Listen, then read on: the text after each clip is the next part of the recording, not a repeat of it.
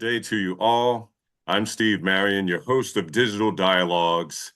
And today I have a great and wonderful guest, Charlotte Tyer, the general manager of AC Hotels. Charlotte, how are you today? I'm doing great, Stephen. Thank you so much for having me. It's a joy to be here today. Fantastic. Yes, love your background. Let's get right into it. Okay. So, Charlotte, where are you from? I'm from Texas, born and raised in Houston, of course, living in Austin now. But yeah, I'm a Texan through and through. Nice. Yes. Love Austin. We've already talked about the great and wonderful food restaurants there. Oh my God. All right. Focus, Stephen. Focus. So, being the general manager, I would ask you, Charlotte, how do you blend the diverse aspects of hospitality, rooms, food and beverage, front office, and facilities management to create a seamless guest experience at AC Austin Hill Country? Thank you, Stephen. We do get a lot of guidance from the brand, from Marriott, of course. And so that really helps us get that consistency that the brand needs across all AC hotels. So that really helps drive that seamless experience. But we have to have a unified team across all of those departments. And we do that by having a unified goal, a common goal to be the best. We want to be number one. We use our guest scores to really evaluate that metric and look at the rankings. If we can get everyone on board with that goal and they all have that mindset that, yes, we can achieve that, it is possible, then we'll get there. The other piece of that is total team involvement.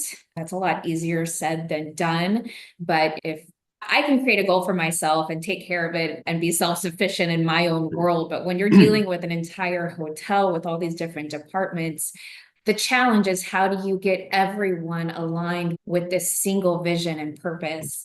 And it's a lot. You've got people working all hours of the clock, different shifts, they're not all together. So that communication piece is vitally important. And we have a digital board that we use for our meetings. It's a YouTube channel that we keep private. We stream slides and it's current information, goals, metrics, anything going on in the hotel, just to get everyone on board with this visual streaming data every single day. We actually just finished up our affirmation meeting this morning, and we try to run those in the AM and the PM to hit the PM crew. It's a little more haphazard in the evenings to try to get everyone together, but it is doable. But anyone can come through the back hallway and just run through those slides themselves at any given time. And our night auditor actually sets that agenda up each night. They update those slides. We do a little bit on the management side of things for some of those trickier components, but the night auditor is really responsible for setting up the next day's agenda and having that ready on the TV for us to use when we have our meetings. So every team member is exposed or involved in some way to know what's going on in the hotel and what our goals are. Got it. Got it. So now, Charlotte, your mantra is to be the person who can get stuff done. How has that mindset shaped your approach to solving complex operational challenges? I appreciate that. And I don't know where you found that mantra of mine, but it does resonate. It does ring true. So I'm sure I've said that somewhere. But I recently heard former President Obama make a statement that he's got an abundance of people who are really good at articulating a problem and coming to him and describing a problem. But it's so few that can actually just jump into action and take care of something and say, let me get that for you. Let me take care of that for you. And that's where I would hope that I'm living in that space and I'm the one I'm going to take care of it. I'm going to do it. I'm not waiting around for someone else. I have to assume that it's on my plate and I follow checklists. I have my own checklist, even with everything coming at me from the brand or from ownership or from the management company. On top of all that, I'm creating my own checklist as I notice problems or notice things that need to be done or a system that's failing, or maybe something could be more efficient. So I'm very much a checklist person and I have notes all over the place, which is probably not something I want to share, but I do have a lot of notes. I don't like to be on the naughty lists either. So that does motivate me when the corporate emails are flying and it's, here's everyone that hasn't gotten this done. I'm just like, yes, I'm not on that list. Yes, yes. And I can tell you this, as far as where we found your mantra, I have a crack team of researchers at my fingertips. So There's nothing that we don't know about the legendary Charlotte Tyer. Oh no, okay. So, with a BA in psychology, how do you leverage your understanding of human behavior to motivate teams and enhance service quality in a fast-paced environment like yours? I love psychology. Kind of went full circle with that degree. I started in college in psychology, and then for some reason, I had the idea that it was the easy major. And so I switched majors and I started doing all these other things like graphic design, journalism, you name it. I was exploring everything. And I ended up finishing in psychology, and I realized it's definitely not the easy major. Some of those exit courses are pretty challenging, but very exciting, very interesting. I was always very engaged with all of that. So I think it was easy for me just because I was so interested in it. But there's a famous experiment, Pavlov's dogs, and people are very different from dogs, obviously, but it was a groundbreaking experiment in the sense that species, animals, us, we are hardwired and we respond to reward. Reward is a very Mhm. powerful stimulus, so much so that in that experiment, he was able to have a biological response happen with just the ringing of a bell. And that's all by the power of the reward. So humans as well, we are driven by reward, by the positive. We can accomplish so much more with positive reinforcement than we can with some sort of punishment or discipline or the negative that causes fear and stress. And what do I do? I really try to recognize people. I try to look for opportunities to have that recognition and what is the appropriate type of rewards to have. But these rewards effectively create a sense of ownership for the team. And that stake, being a stakeholder across all levels, really drives that motivation for people. The other piece that I wanted to mention, it's a hobby of mine. I'm very interested in the Myers-Briggs type indicator, Hmm. MBTI. It is a pseudoscience. It's not recognized as a actual science by the gurus in the psychology realms, but it is very interesting. It was created by a mother and daughter team to try to help women during wartime find jobs to get them into the workforce. So I find it very applicable in the work world. And I analyze my team members and I try to pinpoint what their types are. And my team used to tell me, "You're always analyzing." I said, "No, I'm not. I'm not." But I have to admit, over the years, I do. And I try to tell what people's types are. I may even ask questions in an interview to figure out where they fall in those spectrums on the MBTI. And I've noticed that some types are more reliable than others. Some types are very much doers. They want to get things done and move on to the next thing. There's procrastinators. And you have to be careful not to make blanket statements or generalizations. Everyone is uniquely different. Everyone is very nuanced. However, these types do tend to ring true in a lot of aspects, and it helps answer questions about what motivates this person, what types of responsibilities would this person probably do better at, and where they might fit better. Are they in a capacity that probably isn't working for them? However, I've had people whose types are so opposite from the thing that they want to do. So you also have to figure out, like, how do I reconcile that for them? How can I make this work for someone who is struggling in the thing that they just really want to do? And sometimes it's possible. You can work around that, and having that understanding of their personality type can help overcome those obstacles. But there's a lot of feelers in our industry, and that's good. We need empathetic people. Yeah. And there's mostly feelers in the world from an MBTI standpoint. It's great that we have them to care for our guests. I'm a thinker on the feeling and thinking spectrum. So I have to fake it to make it a little bit and turn on that charm and really try to understand where someone's coming from. I'm not always good at that emotionally. That's my challenge. But the thinkers bring some logic and rationale to the table, Sure. which is needed when you have a bunch of feelers in the room. Yes. I can certainly relate to Pavlov's dog because when I hear the dinner bell, I do start to drool a little bit. So, Charlotte, in what ways are you integrating emerging technologies such as data analytics or digital check-ins into facilities management to drive operational excellence? We do use digital Mobile key, the mobile check-in, mobile key, that's Marriott's big push. The more that we can convert our guests to mobile key, it's going to alleviate a lot of the labor ailments that we deal with at reception. It won't eliminate labor in that sense, but I do see an opportunity to relieve some of the task heavy pieces that our reception agents are currently having to deal with by streamlining the check-in process for this digital component. They can check in on their phone. And if they've selected mobile key as a Marriott Bonvoy member and we've executed it on our end, then they have that deliverable. They can go straight to their room. They never even have to talk to anyone at the desk.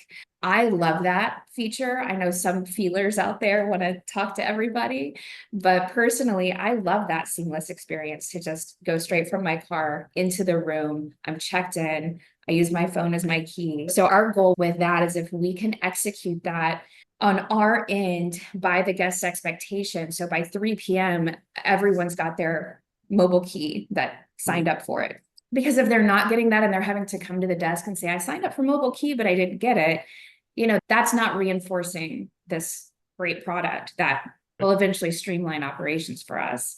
We use hotel effectiveness as well for labor management. It's a great application. It makes managing your hours and your wages so easy. I remember back in the day using an Excel spreadsheet and having to type in the cells, all the hours every single person worked just to see where we were for the week. And hotel effectiveness streamlines all of that, has some data points coming in from other systems that we use, our timekeeping system and our forecasts and things like that.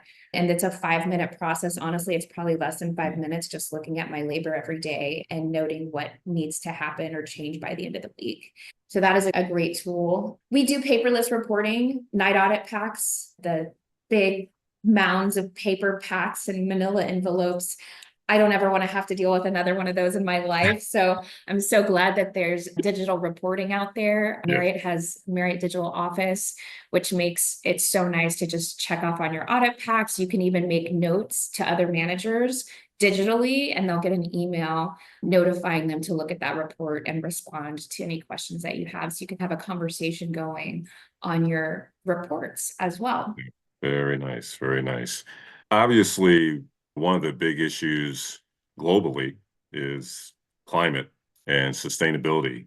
And so I would ask you, with regards to your duties and responsibility, how do you balance operational efficiency with sustainability goals in your facility management strategies? I firmly believe that any kind of sustainability initiative should inherently help operational efficiency. If we're talking about composting, for example, we're already saving on energy in those kind of ways, eliminating greenhouse gases in the bigger picture of things.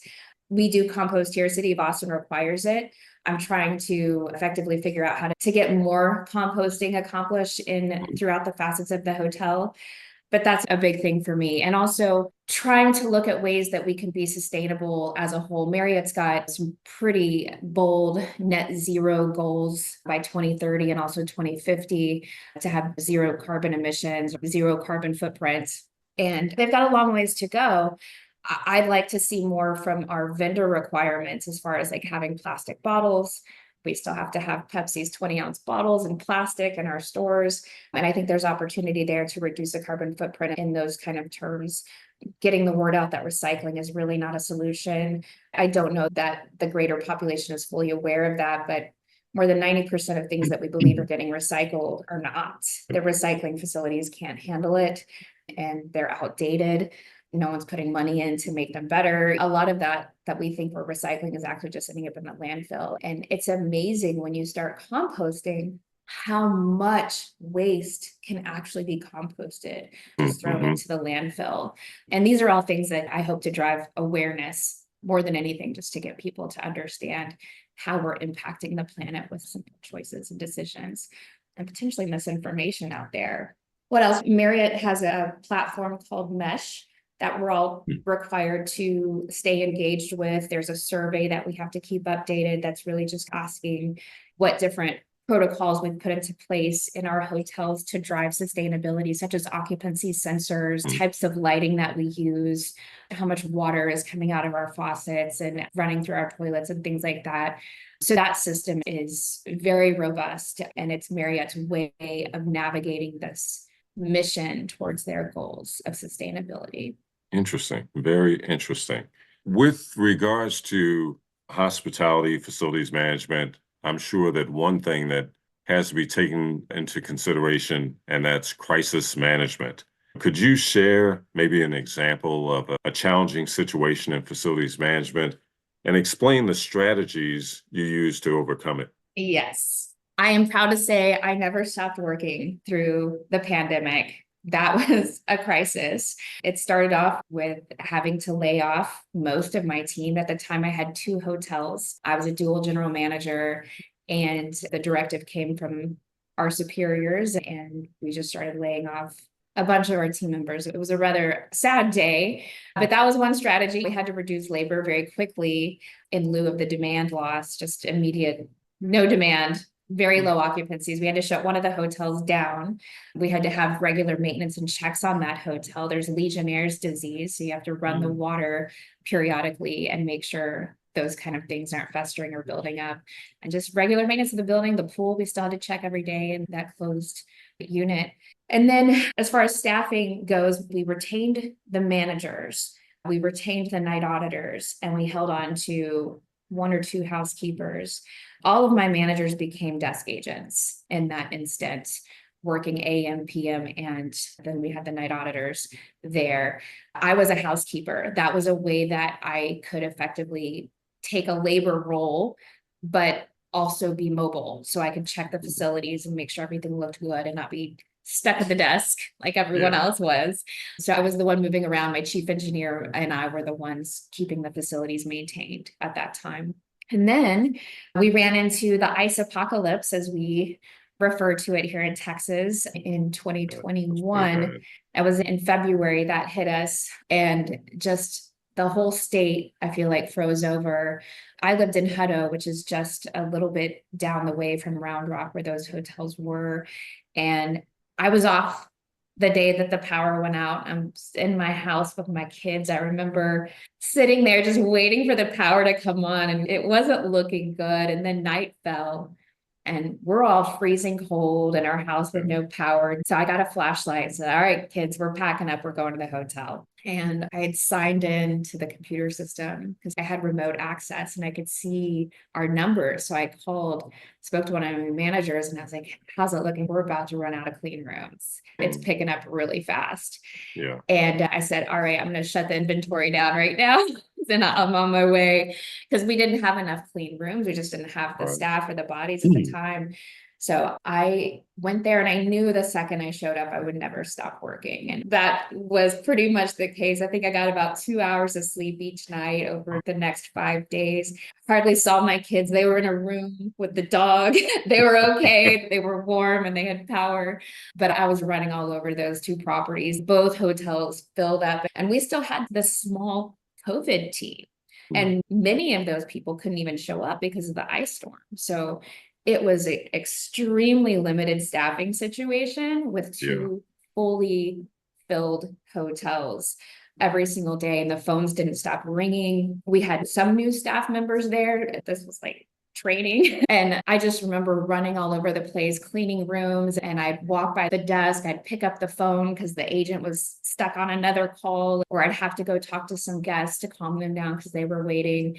But it just never stopped. I'd come back to my room after midnight, after cleaning rooms all day, and I'd close all the cases that nobody had a chance to close in the GXP system. And then I'd finally go to sleep, and then I'd wake up, and I don't know where the energy came from, but I just stayed on it, and with very little sleep, just kept going. Our scores were actually the highest they had ever been in that month. I think just because of the few people that were there were so visible the whole time. We had guests volunteering to help us. We had family members volunteering to us. We got through it. The trash piled up. There was no trash services. And the reason our hotels did so well Other hotels were affected by the power outage and they couldn't have water without boiling it. Almost everyone was on a boil water notice except for our hotels because we were on a separate generator for the water system in Round Rock. Yeah. So we had clean water. Our electricity never failed, even though we didn't have a generator. I don't know how, by some miracle, we had full power and we just stayed sold out. Marriott was calling us after that with group rooms because we stayed really busy after the freeze, just with displaced people from their homes. Insurance groups had to come in. So beyond that freeze, we were just super, super busy for the longest time. And after the ice lifted, we just went into full hiring mode, trying to get our staff built back up. But that by far is the hardest I've ever worked in my over 20-year career in hotels and hospitality. That takes the cake for sure. And I'll never forget that. And it taught me how much I'm capable of on my own, but also how important it is to have the support of your team. Yeah, actually, that is an amazing story and sort of dovetails nicely into my next question, which talks a little bit about team empowerment. So, what practices have you found, Charlotte, most effective for cultivating a culture of accountability and rapid decision making among your staff? Like what had to happen in that example you just gave? I've always really believed in the ownership theory.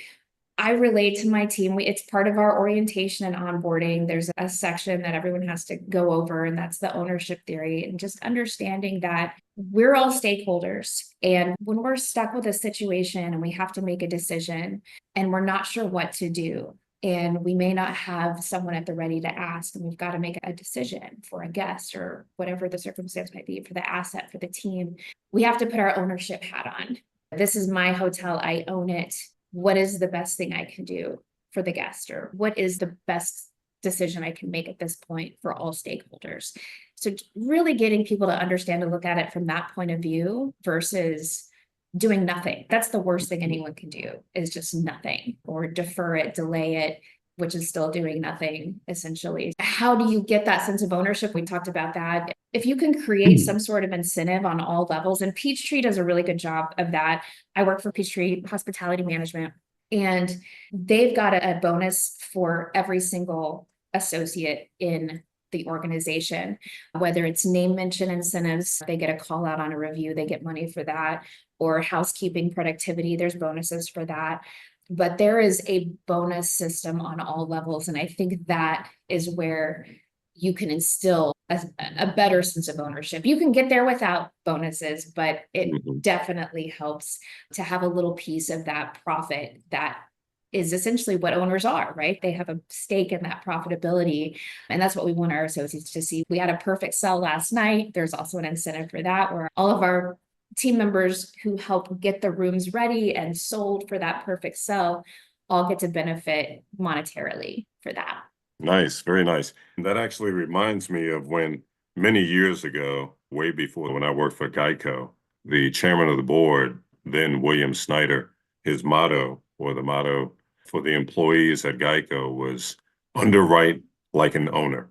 And so that message you just relayed definitely resonates with me. So now, how do you ensure that the design and maintenance of your facilities directly enhance the overall guest experience, Charlotte? Well, the design is all Marriott. We really don't have much to say in that regard. We are responsible for upholding how clean it is and how great it looks. Marriott likes to use a lot of white in AC hotels. I think they wear rose-colored glasses because the white is very difficult to maintain, obviously, but it does look beautiful. It makes everything look crisp and clean and airy. We've got to have our guest goggles on. That's what we call it. We get used to seeing the same things. We have to take a step back and envision things with fresh eyes so that we can see things that are out of place. The late great Bruce White from White Lodging, I heard him speak about this once. He called it the turd theory. And basically, if someone walked into a room with this steaming hot turd on a plate, it'll just be an eyesore and just smell so bad. And no one's going to want to be in the room. But after a while, it's sitting there. People start to get used to it. And after a few moments, I'm like, oh yeah, that turd's still there. I wonder if someone's going to take care of that. And then eventually nobody even notices anymore, except for the guest. The guest sees it, but the Yes, staff is so used to that turd that they don't see it anymore. Those are important things that we have to keep looking for so that we can keep this building that stays so busy. It gets lots of traffic, lots of wear and tear, but we want to stay true to Marriott's vision and design by keeping our guest goggles on. got to Google that one. Got to Google that one.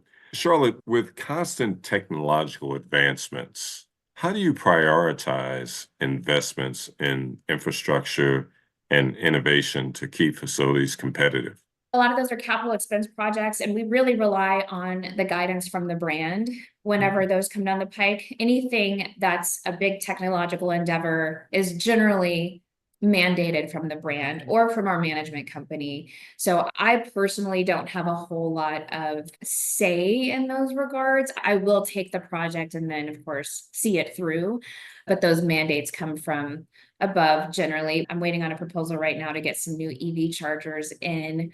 Again, that's being, I guess, headed by our procurement person on the corporate side, but I'll be handling a lot of the ins and outs of those tasks for sure. But the owner is great. Our owner, Mr. Dwight Curry, I hope he's okay with me saying his name. He's fantastic. He's very understanding of our needs, and he's just so helpful in so many ways with our team. Very appreciative for everything that we do here. We're very fortunate to have such an amazing owner as him. But Mhm. anything that we need, he really helps to see it through and make sure he's able to fund it for us. Got it. So it sounds like many of the decisions, particularly someone with a psychology background, many of your decisions are data driven. And just wondering if you could discuss a time when data or analytics led to a significant improvement in your facility's operations.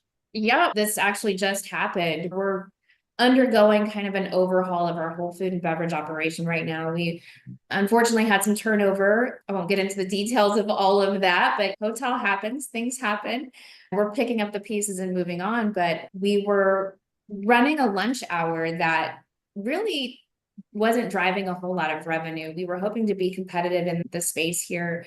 There's a lot of great restaurants around us, and they've obviously been taking share from us in terms of our food and beverage operations since they've been opening up. And I can't blame the customers for going there. We've got an amazing sushi place that just opened, a new Italian place, Carve Steakhouse is right here. I know you're hungry, I'm sorry, but we have amazing restaurants right here all around us, and they keep opening up.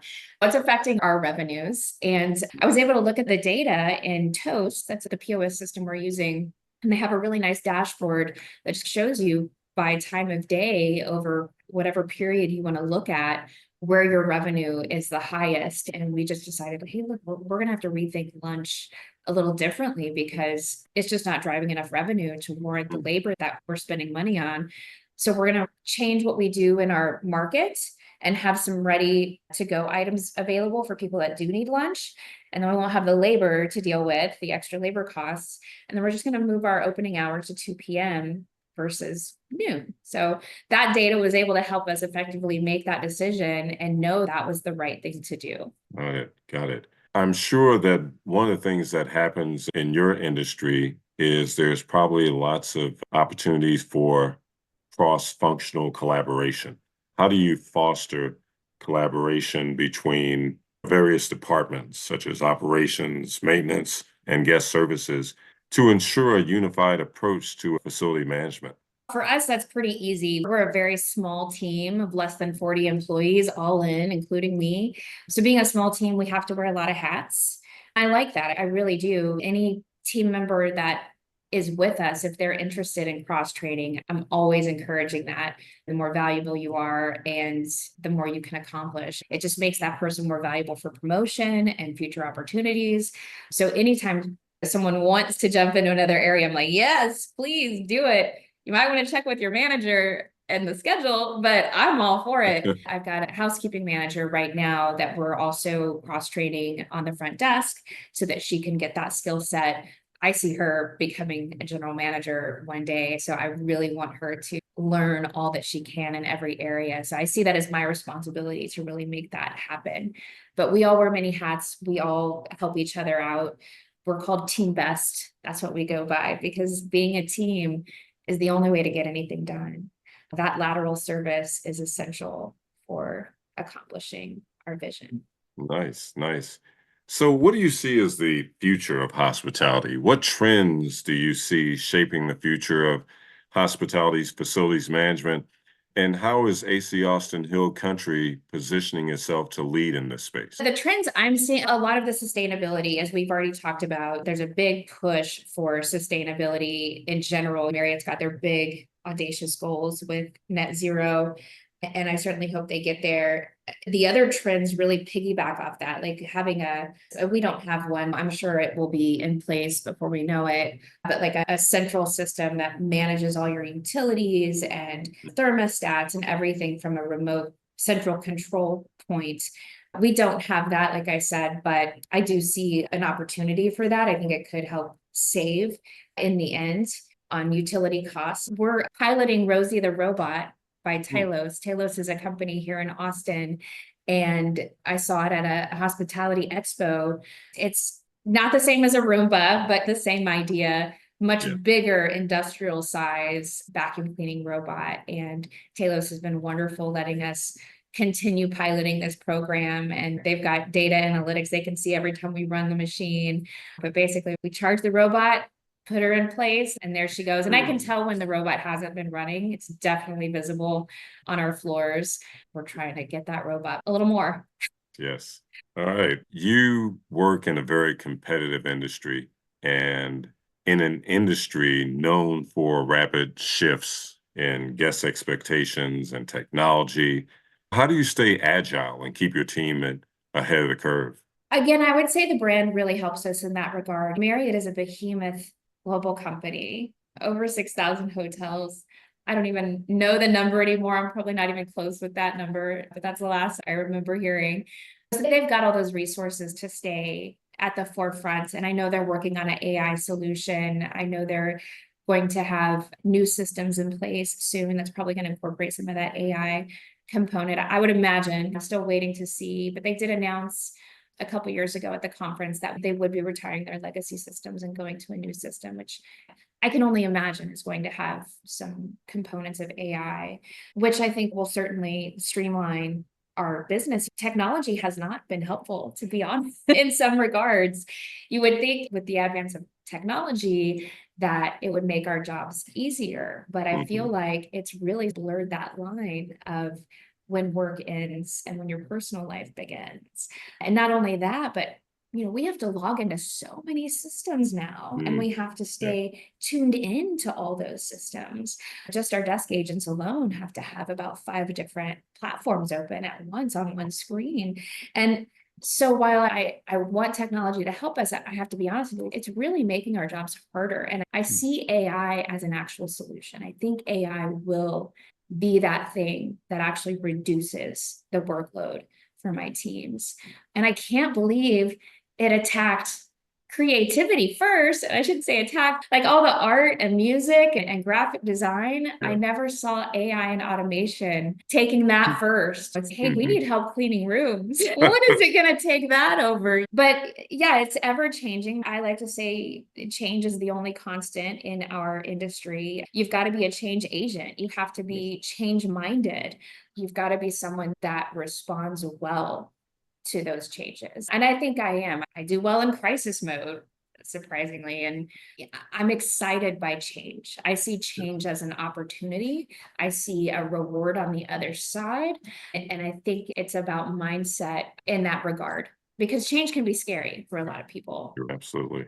AI agents, when you get a chance, take a look at that, Google those, and it might help describe what you're looking for in terms of helping your staff out from a technology standpoint. Beyond operational metrics, what qualitative measures do you use to gauge the success of your facility management practices? And how do these insights shape your long-term strategy? Our long-term strategy is to be number one always. So whatever we can do to effectively be number one. And we use our Medallia guest voice system, which is great. You can filter down all kinds of data by day of week, by type of guest, and really start to figure out what is in the way of us getting to that number one? Is it our facilities? Is it cleanliness? Is it maintenance? Is it staff service? We can pinpoint what that is a little bit better by reading the guest comments, right? Because I could say what I think is wrong, but that doesn't matter. It's all about the guest. If we're trying to get to be number one, we have to listen to the guest and see what they're saying. And those are the problems. Those are the real issues. And then it's working with the team, problem solving as a team. A lot of leaders don't realize that the frontline team members understand these problems better than the managers do, by far. They're the ones living with these problems day in and day out. So if you're not engaging with your team to solve these problems, then you're probably not solving them, right? You're going to be chasing the wrong root cause or coming up with an entirely wrong solution. And the other beautiful thing about involving your team in this problem-solving process is they immediately take ownership in solving it. They're like, they had a stake in the process.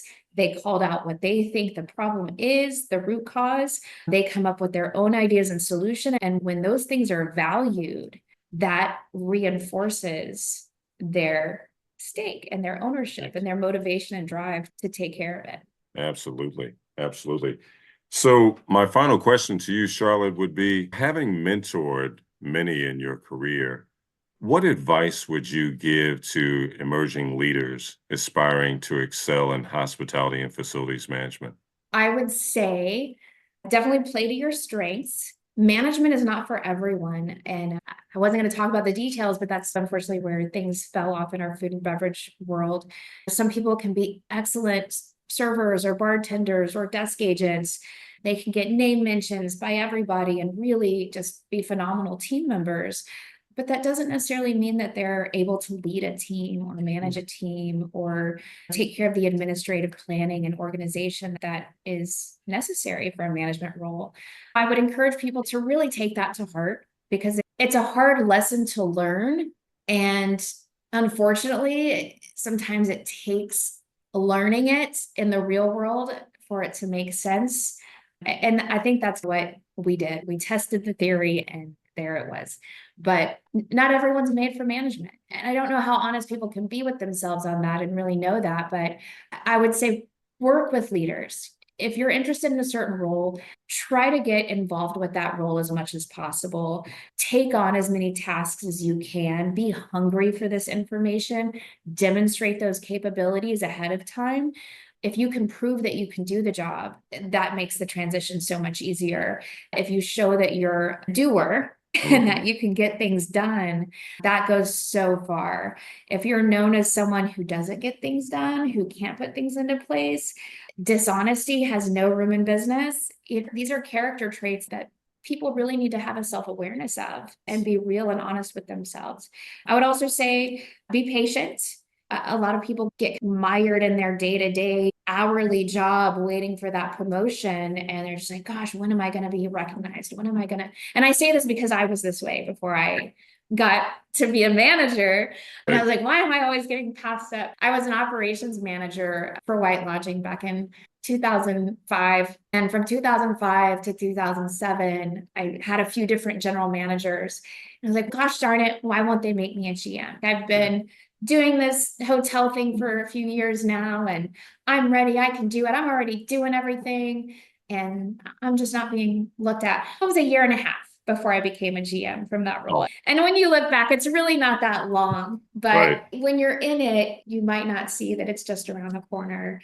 And it might be longer than a year and a half. You might have to put in a little bit more time than that for that next move, but be patient and show up, be reliable, be dependable, be that person that people can count on.